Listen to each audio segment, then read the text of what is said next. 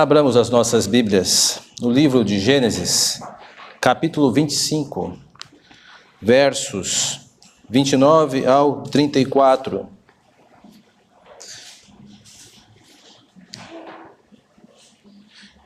Livro do Gênesis, capítulo 25, verso 29 ao 34.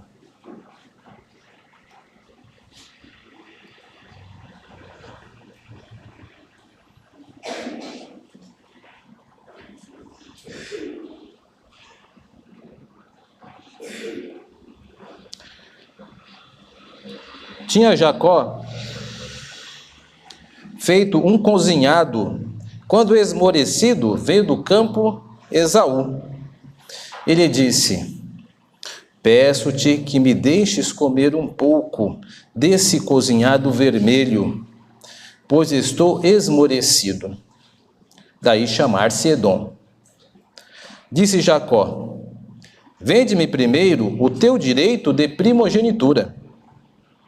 Ele respondeu: estou a ponto de morrer. De que me aproveitará o direito de primogenitura? Então disse Jacó: jura-me primeiro. Ele jurou e vendeu o seu direito de primogenitura a Jacó.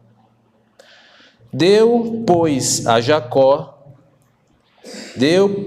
Jacó a Esaú pão e o cozinhado de lentilhas. Ele comeu e bebeu, levantou-se e saiu.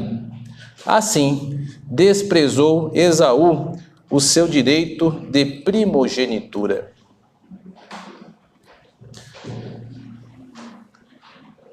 Eu creio que todos estão familiarizados de que existem muitos ditados populares que se parecem até com versículos bíblicos. Há um famoso que diz assim: diga-me com quem tu andas, que eu lhe direi quem és. Até a sonoridade parece com um versículo bíblico. Mas não sejamos rápidos demais em descartar esse ditado popular só porque não é um versículo bíblico. Existem alguns elementos de verdade nesse ditado popular que podem ser úteis para nós.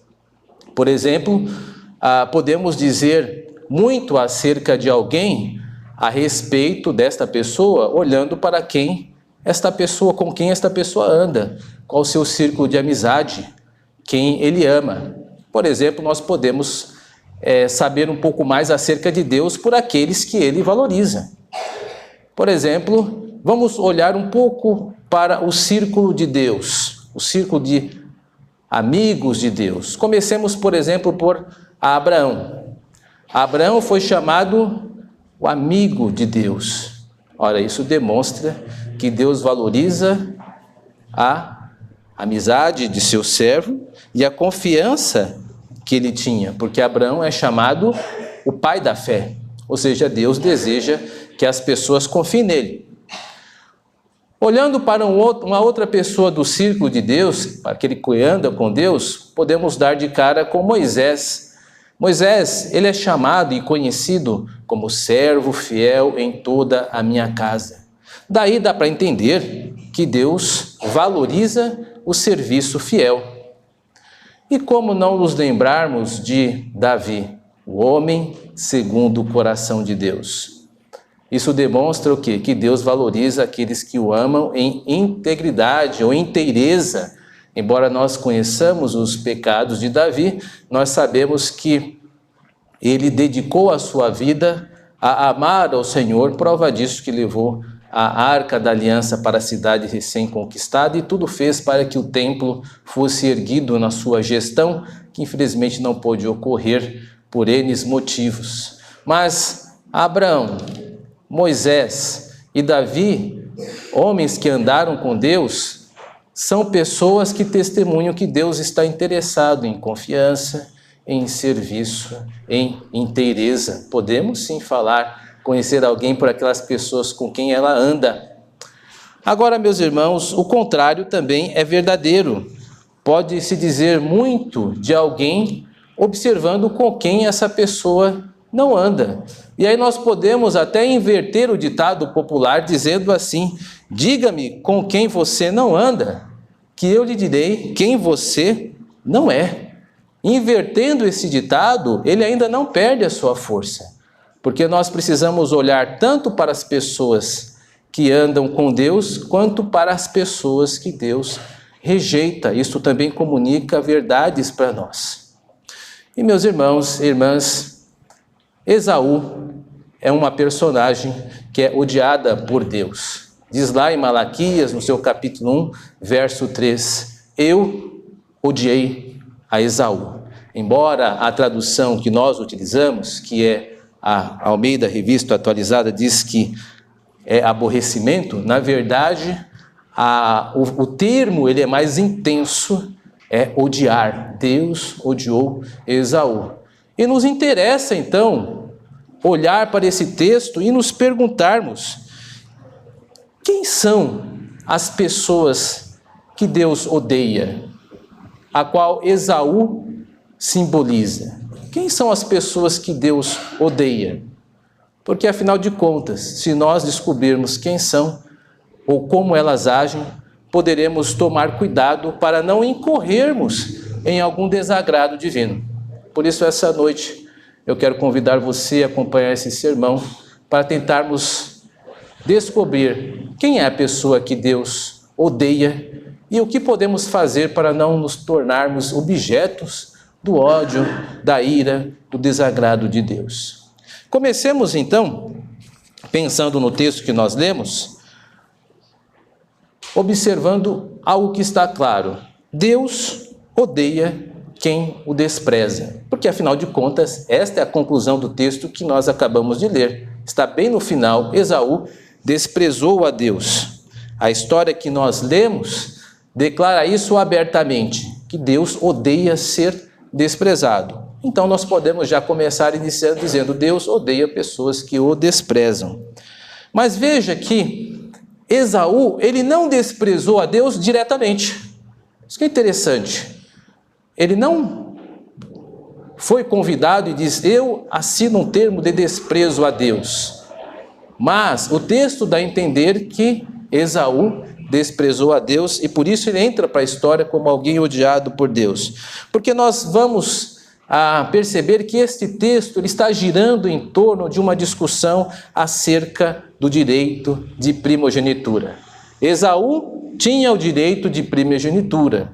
Jacó desejava o direito de primogenitura e houve uma transação entre os dois, onde Esaú então vende o seu direito de primogenitura. E o texto é muito duro com Esaú, dizendo que ele desprezou o direito de primogenitura. Então, para que nós saibamos quem é a pessoa que Deus odeia, nós precisamos pelo menos ter uma clareza do que significa direito de primogenitura. Direito de primogenitura, meus irmãos e irmãs, é o direito que o filho mais velho tem de receber herança, uma dupla herança. Se você quiser anotar em casa, você vai encontrar informações sobre isso no livro de Deuteronômio, no seu capítulo 21, verso 17, que diz assim: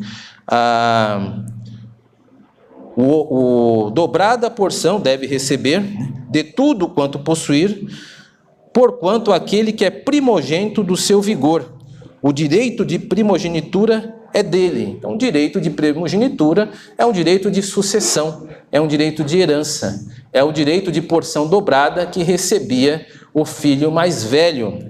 É importante ressaltar que nós estamos num sistema patriarcal. O primogênito é a partir do homem e não da mulher. Então, a ideia de primogenitura, ela parte do pai e não da mãe, senão seria um matriarcado. Por quê? Porque a ideia de uma mulher dizer assim: fulano é meu primogênito, não soa bem, porque a primogenitura, ela vem do homem, o homem que chama a primogenitura. A primogenitura da mulher seria se tivéssemos um matriarcado. Aí a mulher poderia dizer: esse é meu primogênito. Não, esse é primogênito do meu marido. É porque o sistema bíblico funciona sobre o patriarcado. Então, seria mais correto esse tipo de interpretação. Então, isso é importante porque às vezes nós pensamos que basta ser o filho primeiro e essa palavra primogênito pode ser aplicada para todos, mas não, aplica-se apenas ao homem. Este é o sistema patriarcal. Mas fiquemos tranquilos, porque este é o Código Civil do Antigo Testamento, não se aplica a nós. Por sermos filhos mais velhos ou mais novos, nós temos outro tipo de direito de herança, isso não se aplica a um Código Civil. Mas está aí para que nós observemos. Algumas questões interessantes aqui que vão refletir a teologia do texto. Mas primeiro precisa ser dito isso. O direito de primogenitura era um direito que herdava o filho mais velho. Mas, além disso, há outro termo que é chamado no texto que é gritante, que é a ideia do desprezo. O que é desprezar aqui nesse texto? Para nós, a palavra desprezo seria prezar de valor, né, de valorizar. Eu prezo você, isso quer dizer que eu te valorizo. Eu desprezo você, quer dizer que eu não te valorizo. Mas o termo no hebraico é um termo que liga uma imagem, que significa pisar com a sola. Então, o termo em hebraico lembra uma cena de alguém pegar alguma coisa e pisar com o pé e esfregar. Este é o termo desprezo que está sendo usado aqui. Então é algo, ou uma ação odiosa, uma ação ofensiva. Esaú, ele não apenas não valorizou, ele pegou algo que era de um objeto sagrado para um determinado fim e jogou fora, e desprezou, e fez uma aplicação incorreta. Vendeu por um prato de lentilhas. Vendeu por uma sopa. Então isso é um grande desprezo. É a mesma coisa que o Novo Testamento diz que nós não devemos dar pérolas aos porcos. É pegar algo bíblico maravilhoso e tratar como se fosse qualquer coisa. Vou trazer isso para uma linguagem mais moderna. É a mesma coisa que você comprar um celular. O mais caro hoje deve estar por em torno de 14 mil. Você comprar esse celular e você começar a usar ele para martelar prego. Não faz sentido, isso é um desprezo em relação ao uso desse objeto e ao valor que ele tem. Foi mais ou menos o que Esaú fez com o seu direito de primogenitura. Porque o direito de primogenitura, embora significasse herança, não significava apenas herança. Significava que Esaú estava passando o seu direito de liderança do clã. Porque aquele que era o primogênito, e não apenas recebia o dobro de terra, mas recebia também a obrigação de cuidar de toda a família. Ele, por exemplo, seria o irmão que seria o Goel. O que é o Goel? No hebraico, o Goel é o redentor. É aquela pessoa que redime o parente mais fraco, que assume as dívidas daquele parente para livrá-lo de uma possível escravidão. Esse era o papel do primogênito, não era só ganhar um pedaço de terra mais do que seus irmãos e apenas dinheiro, mas é um papel de liderança e de responsabilidade com a família e com os fragilizados da família. Então, quando Esaú abre mão disso, ele não apenas abriu a mão de um direito de receber dupla herança, mas abriu mão da sua liderança, abriu mão de um valor espiritual. Porque isto é um valor espiritual para as Escrituras. O direito de liderança é o direito de servir. A liderança cristã é conhecida por serviço. E, infelizmente, Esaú desprezou isso. Para se ter uma ideia do grande ato desonroso de Esaú, uma outra ocorrência dessa palavra desprezo foi utilizada para Eli. Quando Eli, talvez você não se lembre, Eli é pai de Hofni e Finéias. O Hofni e Finéias eram dois sacerdotes que faziam horrores, não respeitavam o sacerdócio, não respeitavam as pessoas que iam ao templo, desrespeitava, e Eli era conivente. E Deus diz a Eli, após anunciar que irá matar os seus filhos, diz assim a Eli: aos que me honram, honrarei, porém aos que me desprezam, desprezarei. Veja, Deus não está contente ou não fica contente quando as pessoas pisam aquilo que ele deu, desprezam-no. E Esaú desprezou a Deus, por isso Deus o odiou. Então ficou claro, meus irmãos e irmãs, eu quero acreditar, que o desprezo, ele promove o ódio de Deus pelas pessoas. Agora, como eu disse no início do sermão, Esaú estava desprezando a Deus, mas o que o levou a desprezar a Deus? Porque, muito bem, nós não iremos desprezar a Deus se isto for ofertado para nós, de livre, deliberada intenção. Olha, você vai desprezar a Deus agora? Ninguém fará uma pergunta como essa. Entretanto, isso pode acontecer. Agora, o que levou Esaú a desprezar a Deus? Isto para nós é o mais importante. Nós sabemos que Deus odeia as pessoas que o desprezam. Agora, o que pode nos levar a desprezar a Deus? E aqui o sermão ele fica um pouco mais exigente e nós vamos olhar os dois discursos de Esaú que demonstram valores presentes que podem fazer você ou eu desprezarmos a Deus se não observarmos as nossas ações. Então vamos redobrar a nossa atenção e olhar o primeiro discurso de Esaú, a primeira fala dele nesse texto. Está assim: peço que me deixes comer um pouco desse cozinhado, pois estou esmorecendo. Meus irmãos, este é o primeiro discurso de Esaú. E aqui mostra que Esaú é uma pessoa levada pelos seus apetites, pelas suas necessidades, pelas suas emoções, ou por aquilo que ele entende por sensório. O que é o sensório? São as minhas impressões acerca da realidade, a minha leitura acerca da realidade. Ele é uma pessoa impulsiva, ele é alguém que age por emoção, ele age pelos seus apetites. Nós estamos exagerando, estamos apenas pegando este episódio e construindo Esaú. Não, meus irmãos, no livro de Gênesis nós vemos mais 2 episódios fundamentando isso que eu estou dizendo. Por exemplo, o segundo episódio é o casamento de Esaú. Talvez você não saiba, mas estude um pouco, eu sugiro que faça, e você encontrará aqui um segundo episódio marca como Esaú ele era direcionado, governado pelos seus apetites, aqui no caso dos seus apetites naturais ou sexuais, acima da palavra de Deus. Por exemplo, ele casa com mulheres hititas, que eram mulheres da região a qual o povo de Deus não poderia se casar.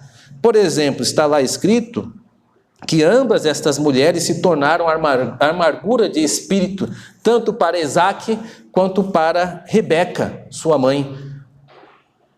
O que Esaú deveria ter feito? Esaú deveria ter ponderado em relação a isso, porque ele deveria lembrar que seu avô Abraão não fez isso com seu pai.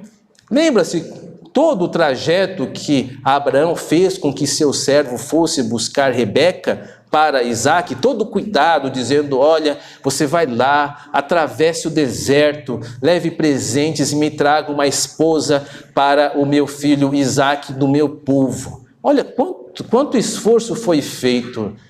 Esaú deveria ter ponderado isso em relação ao seu avô. E, no caso, ele não fez isso.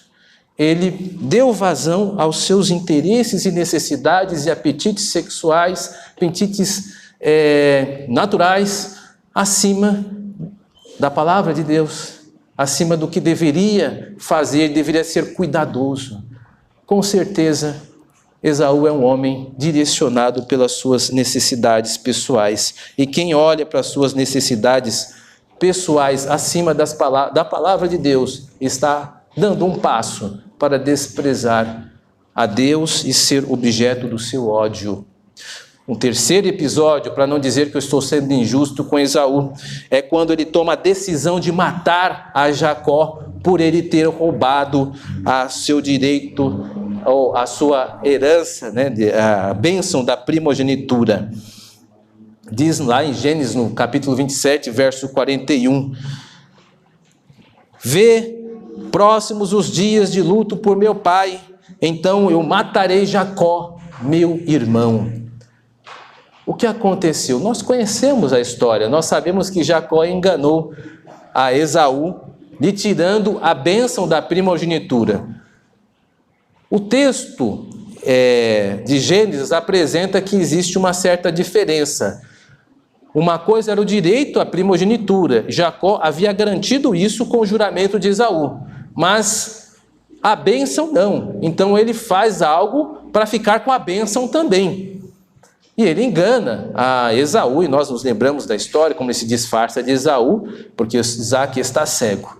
O caso é que Esaú, ele se consola com um plano de matar a Jacó. E esse plano é levado tão a sério pelos seus pais, Isaac e Rebeca, que exila a Jacó para longe daquele local para que Esaú não mate.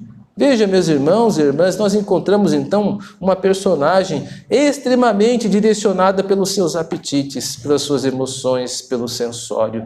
Esaú, uma pessoa assim.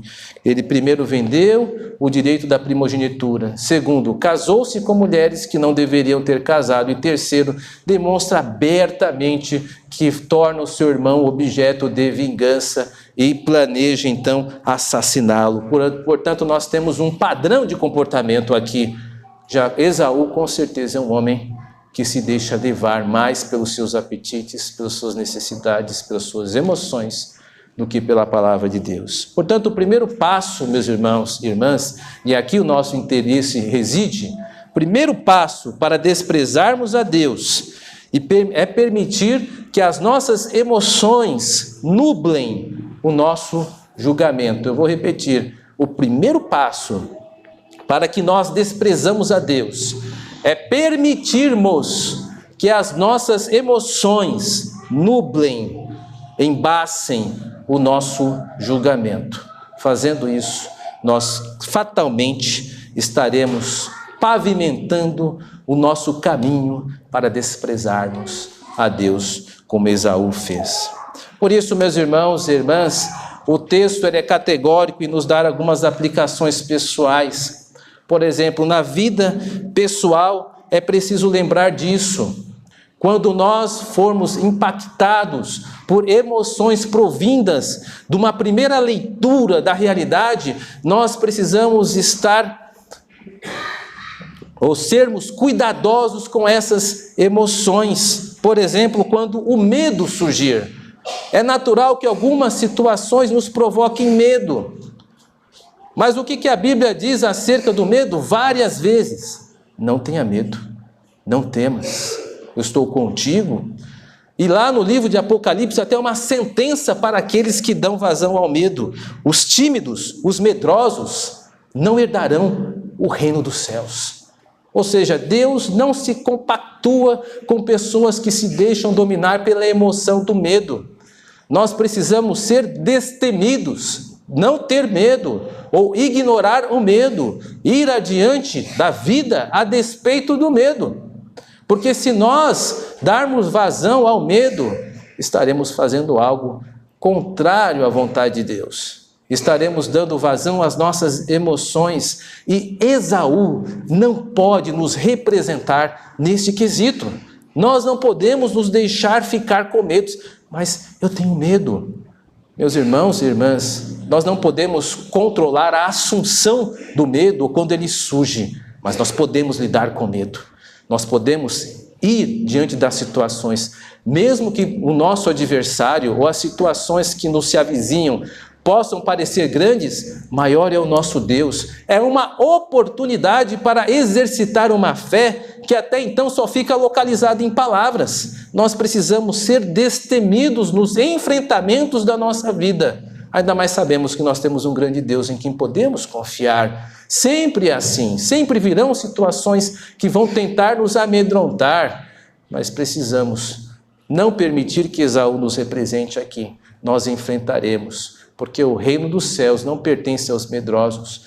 Nós enfrentaremos, mesmo que sintamos medos, as adversidades que a vida se nos apresentar. Portanto, não tenha medo, confie em Deus, enfrente a situação, o Senhor é conosco, nós iremos com certeza vencer as dificuldades em o nome do Senhor. Este é o sentimento que deve estar em nosso coração, o destemor. Nós não podemos controlar os desfechos da situação, mas nós podemos controlar a maneira como vamos entrar no embate. Vamos dar tudo o que temos com o que temos. E a vitória Deus concederá ao seu termo.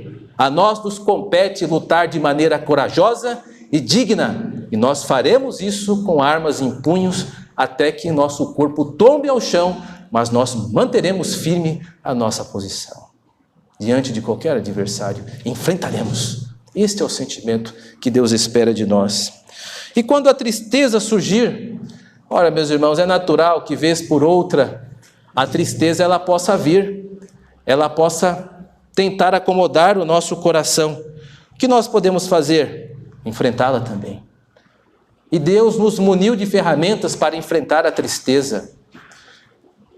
Nós devemos orar e lidaremos com a tristeza hoje. E amanhã? O amanhã a Deus pertence. Se a tristeza vier amanhã, lidaremos com ela amanhã.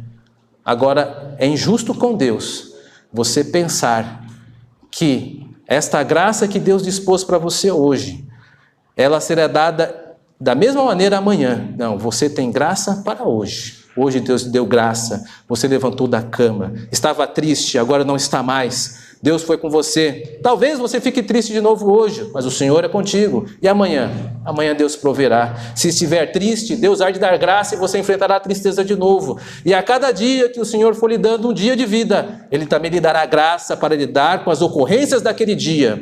Agora você não pode pegar a graça de hoje e ficar projetando para os dias seguintes. O que será de mim amanhã? O que será de mim daqui a uma semana? Meus irmãos e irmãs, a palavra de Deus nos diz que nós não sabemos nem o que vai acontecer daqui a alguns instantes. Quem garante que o Senhor não nos levará hoje mesmo à noite, daqui a algumas horas? Quem pode aqui, dentre nós, desse auditório, dizer, eu chegarei em casa? Ninguém pode, porque isso não pertence a nós. Pertence a nós vivermos o presente agora, e agora nós enfrentaremos as tristezas ou os nossos sentimentos de medo.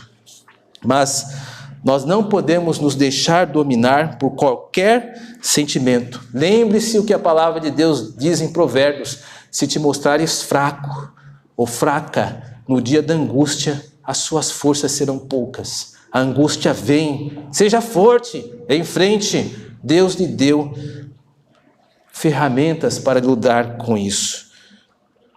Você não pode servir a Deus e as emoções. Você não pode transformar as suas emoções em um Deus. Você há de tentar agradar as suas emoções ou tentará agradar a Deus. Agrade a Deus e lide com as suas emoções. Você não é seus sentimentos, você é muito maior do que isso. Os sentimentos são ocorrências. A nossa vida não é pautada pelos sentimentos. Nossa vida é pautada pelo viver a palavra de Deus, e faremos isso a despeito de qualquer sentimento que possa vir a incorrer nos nossos corações. Esaú não nos representa e não há de nos representar. Vimos o primeiro passo, meus irmãos e irmãs, para o desprezo a Deus, que é permitir que as emoções, os sentimentos e os apetites possam determinar as nossas decisões e nublar nosso julgamento. Vamos observar agora o segundo passo, observando o segundo discurso de Esaú. Diz lá nosso texto, a segunda fala de Esaú no texto: estou a ponto de morrer, de que me aproveitaria o direito de primogenitura? Meus irmãos, este é o segundo discurso de Esaú, e existem dois valores que eu chamo a atenção da congregação. O primeiro valor é o valor positivo do texto. Por positivo, não estou dizendo bom, eu estou dizendo alguma coisa que Esaú valoriza, que é a utilidade. Ele pensa assim: qual que é a forma de pensar de Esaú? O direito da primogenitura não é útil para quem morre. Eu irei morrer, logo o direito da primogenitura não é útil para mim. Esta é a forma de pensar de Esaú. Ele deixa que a utilidade seja o carro-chefe das suas decisões. E o segundo problema desse pensamento de Esaú é que em nenhum momento da sua equação, da sua forma de pensar, está a pessoa de Deus. Em nenhum momento ele se preocupa. O que Deus pensa acerca disso? Então há dois valores presentes nesse texto aqui. Primeiro é a utilidade como um valor. Como eu disse, Esaú pensa que algo só é bom se estiver sob uso. Se não estiver sob seu uso, não é bom. Meus irmãos, claramente aqui, nós sabemos que Esaú está exagerando. Ele não ia morrer se não tomasse um ensopado vermelho, que por isso Edom significa vermelho, e daí o nome dos seus descendentes seria vermelho, por causa dessa sopa. Ou seja, este episódio foi tão emblemático que daí surgiu o nome de um povo chamado Edom, que são os descendentes de Esaú, por causa do seu desprezo a Deus. Logicamente, nós sabemos que Esaú está exagerando. A utilidade não deve ser o carro-chefe das nossas decisões. E ele aqui estava pensando apenas nele. Esse é o primeiro problema dessa forma de pensar. Mas há um segundo, como eu disse, que ele exclui Deus da equação, da forma de pensar. Em nenhum momento do seu discurso ele pensa em Deus, o que Deus está achando disso. E esse silêncio de Deus é gritante. Em nenhum momento ele pensou na pessoa de Deus ou foi considerado. E lembre-se que nós estamos falando dentro das fronteiras do livro do Gênesis. E aí nós encontramos vários personagens que se destacam por pensar em Deus. Eu vou citar apenas um, que é José. Lembre-se de José, José do Egito. José do Egito foi um homem que foi tratado brutalmente de forma injusta, vendido pelos seus irmãos, levado como escravo para a casa de Potifar. E quando as coisas estão boas para ele, a mulher de Potifar então procura tentá-lo. E qual que é a fala dele em relação à mulher? Ele diz, entre outras coisas, como eu pecaria contra Deus deitando-me com você. Ele tem Deus em consideração. José é uma pessoa que toma os seus atos pensando na pessoa de Deus. José é um homem melhor que Esaú neste assunto.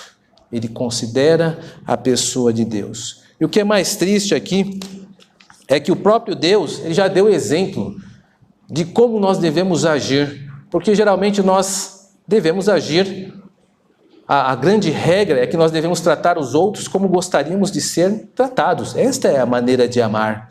E o próprio Deus segue este critério. Ele considera os seus servos.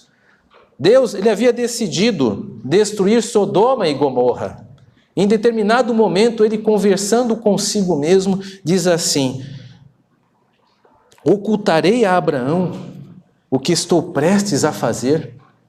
Muito belo esta consideração de Deus. Deus ele se preocupa com a figura de Abraão e diz assim: eu não vou esconder isso do meu amigo a Abraão. E dá então a Abraão a oportunidade de interceder por Ló, o seu sobrinho que está em Sodoma e Gomorra. O que eu estou chamando a atenção é que o livro do Gênesis está interessado em demonstrar que nós precisamos ter consideração por Deus, porque Deus tem consideração por nós. Então o fato de Esaú desconsiderar a Deus é um duplo erro dele, porque ele não poderia fazer isso, e um tipo de traição. Por isso precisamos nos concentrar agora nesse segundo passo. O segundo passo para desprezarmos a Deus é permitir que a utilidade e não pensar em Deus faça parte do nosso julgamento. Nós não podemos tomar nenhuma decisão que não pensemos em Deus. E precisamos pensar em quais são os princípios que estão governando a minha decisão. Você quer casar?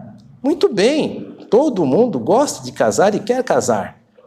Estamos falando de homens e mulheres casados e casadas. Mas quem é a pessoa que você quer do teu lado? Qual que é o princípio que está governando o seu interesse no sexo oposto? É bonita? Será a beleza é o primeiro item da sua lista? Uma pessoa que tem os seus mesmos interesses? Seria isto o seu segundo item da lista? Agora eu pergunto, é uma pessoa temente a Deus? Esse deve ser o seu primeiro elemento na busca de um cônjuge. Essa pessoa é cristã? Porque se não for, você está dando mais valor a um outro princípio, que é o teu prazer pela beleza, ou prazer por outros interesses, que não a palavra de Deus. E você estará então caminhando para um fracasso e destruição do seu lar, ou do seu futuro lar. Por isso, quando você tomar uma decisão, e sempre estamos tomando decisões, precisamos olhar para as nossas decisões e nos perguntar: quais são os princípios que estão operando a minha decisão? Quais estão me guiando? Porque, irmãos e irmãs, não se engane. Se você é cristão e cristã, saiba de uma coisa: a nossa vida sempre será pautada por decisões de autossacrifício. Todos os cristãos e cristãs sabem que sua vida de discipulado é uma vida pautada por sacrifícios pessoais. Isto faz parte das boas obras, das boas ações. Por exemplo, Maria é um grande exemplo disso, a Maria, irmã de Lázaro. Em determinado momento ela pega um vaso de alabastro, caríssimo, e derrama sobre Jesus Cristo.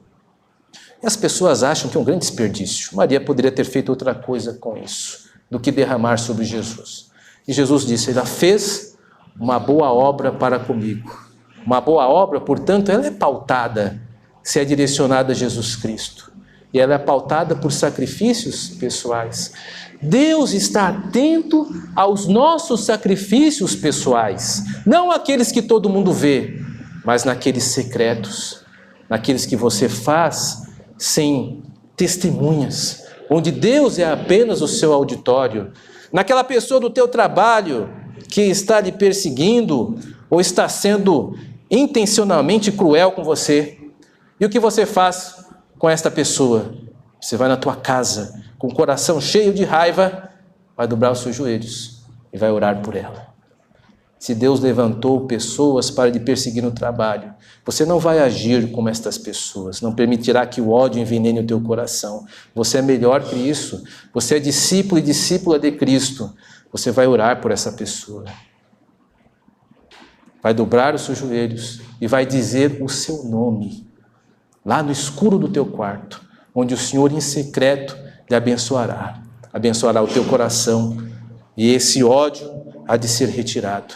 Porque, meus irmãos e irmãs, o ódio é uma cela que prende a nós mesmos. Não faz mal ao outro, mas é você que está se permitindo envenenar-se. Faça isso. Faça uma lista das pessoas que você não gosta e transforme essas pessoas em objeto de oração. Ore por elas, seja melhor, seja um cristão. Isto é dar a outra face. Agora você faça uma coisa a mais. Não conta isso para ninguém. Conte isso para o teu Senhor. Faça disso o teu sacrifício pessoal. Ninguém precisa saber. Você é um discípulo e discípula de Cristo. E você tem que mostrar isso para o teu Senhor primeiramente. Não precisa me contar e nem a ninguém. Torne isso o teu sacrifício. Meus irmãos, precisamos estar atentos a esses passos para que não sejamos levados a ser conduzidos por valores que não os da Bíblia. Nós precisamos estar atentos porque vivemos em um mundo que despreza a Deus, que não o considera, mas nós somos desafiados a valorizar a Deus a despeito de qualquer outra coisa. Você tem que tomar decisões. Sempre pense da seguinte forma: como meu Senhor se sente sobre isso? Consulte a Deus, dê a Ele a oportunidade de ouvir o filho dele ou a filha dele falar com o seu pai. Ele há de dirigir os teus passos e toda a ansiedade há de ser endereçada a quem de fato é responsável pelo teu coração. Agora tome conta dessa sua vida devocional. Nós estamos em um mundo que despreza a Deus Você não pode permitir-se que esses sentimentos governem o seu coração. Portanto, meus irmãos, observemos a figura de Esaú. Esaú, ele catalisa, ele demonstra, ele resume quem é a pessoa que Deus odeia. Deus odeia pessoas que o desprezam. E o desprezo, ele não surge de uma forma evidente. Ele se demonstra quando nós nos permitimos que os nossos sentimentos e os nossos apetites nos dirigem. O desprezo ocorre quando nós nos permitimos apenas que a utilização, que o útil, que o utilitário nos dirija e esquecemos de Deus. Nós estamos então construindo um caminho que vai nos levar para a destruição. Esaú não tem um bom final. Lá no livro aos Hebreus é dito acerca de Esaú que ele buscou a Deus um arrependimento com lágrimas, mas não conseguiu, não alcançou esse arrependimento. Que Deus nos guarde de termos este mesmo resultado. Portanto, leve Deus em consideração, o valorize, porque caso contrário, nem as suas lágrimas poderão fazer mais nada a respeito. Que Deus nos guarde. Amém.